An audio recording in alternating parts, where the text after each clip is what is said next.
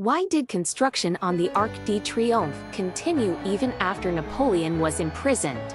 When the Arc de Triomphe is mentioned, people often think of Paris. However, there are many triumphal arches in Europe, and the birthplace of the Triumphal Arch is not in France but in Rome. Nevertheless, the Arc de Triomphe in Paris is the largest of all triumphal arches in Europe. Its existence in France is closely related to one individual, the famous French politician and military leader Napoleon Bonaparte. Napoleon rose to prominence in the late 18th and early 19th centuries. He was ambitious and combative, which often led to conflicts with other countries. In 1804, the French government executed the Duke of Enghien, a member of the Bourbon royal family, leading to escalating tensions between France, Britain, and Russia. Napoleon, as the first consul of France, adopted a confrontational stance. "If you want to unite against us, bring it on." The following year, Napoleon was not content with being the ruler of France. He traveled to Italy and had himself and his wife Josephine crowned by the Pope, elevating himself to the status of King of Italy. He even appointed his stepson, Hugues, to govern Italy, showing complete disregard for the Holy Roman Empire. This action infuriated the Holy Roman Emperor, Francis II of Austria, who immediately formed an alliance with Russia and declared war on Napoleon. Upon hearing this news, Napoleon remained unfazed, as he was accustomed to life on the battlefield.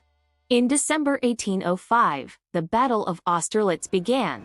Napoleon led 73,000 French troops to defeat an 86,000-strong Russo-Austrian coalition in Czechia, forcing the Third Coalition against France to collapse once again.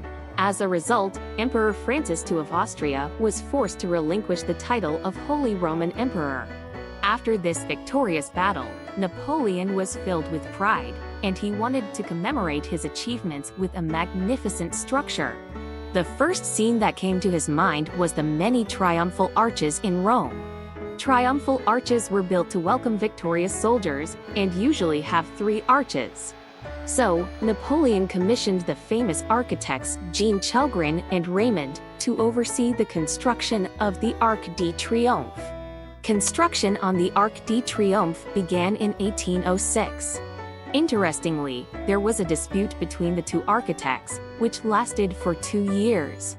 Eventually, Raymond resigned in anger, and the Arc de Triomphe was built according to Chelgrin's vision.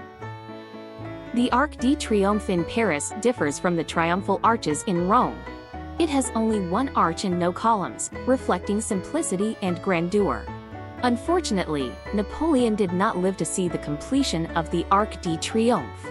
In 1815, he was defeated at the Battle of Waterloo and exiled to the island of St. Helena by the British, where he remained until his death without returning to France. With the emperor's fall from power, the justification for constructing the Arc de Triomphe was lost.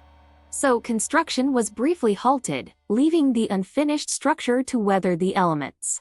Soon after, the Bourbon dynasty was restored in France. Although the Bourbon dynasty despised Napoleon, they did not destroy the Arc de Triomphe. This was because of the admiration the people had for Napoleon, even in defeat. Despite his failure as a military leader, Napoleon remained a towering figure in the hearts and minds of the French people. In 1830, under pressure from the public, the Bourbon dynasty reinstated Napoleon's statue atop the Vendée column. That same year, the Bourbon dynasty was overthrown, allowing construction on the Arc de Triomphe to resume. From then on, work on the monument continued uninterrupted, and 6 years later, the Arc de Triomphe was finally completed. In 1840, during the July Monarchy, Napoleon's remains were brought back from St. Helena to Paris. The French king personally escorted the coffin, with officials and over 1 million Parisians attending the procession. The procession deliberately passed under the Arc de Triomphe. Thus, the building that Napoleon had longed for finally welcomed its master.